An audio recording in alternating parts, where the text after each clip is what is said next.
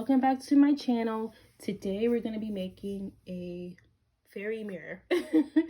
Yes, so here is a picture of it from Pinterest, some examples, and basically it's people are like taking these ornate mirrors and then putting moss around the rim of it, the frame, and decorating it like fairy core basically. So we have our reflective scrapbook paper. I like mine to not be 100% reflective, so there's that.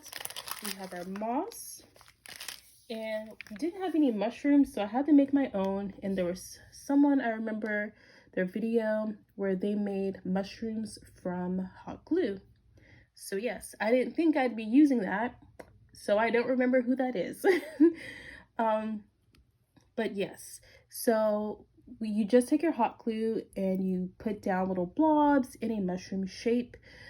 The more organic, the better, in my opinion. And we're just going to take some red paint and some white paint and maybe some brown paint and color those mushrooms. All right, so I think I forgot to mention that this is a silicone mat. So when you do your hot glue, put it on something where it's just going to like pop up and not get stuck on there.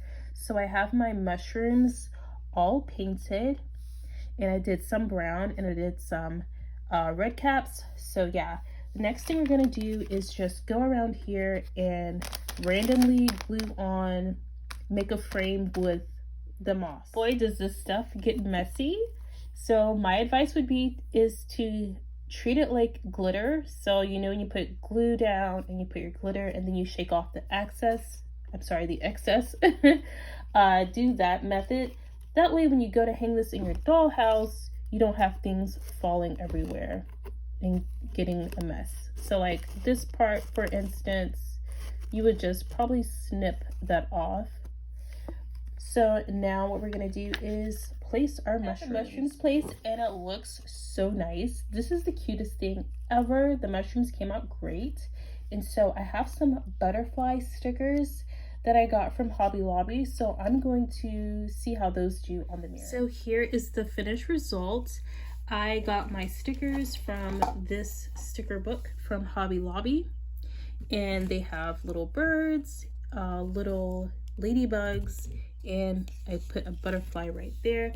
Didn't want to overdo it, but yeah, if you have any like nail charms in the shape of roses, like I have flowers, you can always use that, but I just wanted to keep it in this color scheme. So yeah, so here's how it looks kind of staged, and you can see why I don't like 100% reflectiveness in my scrapbook paper.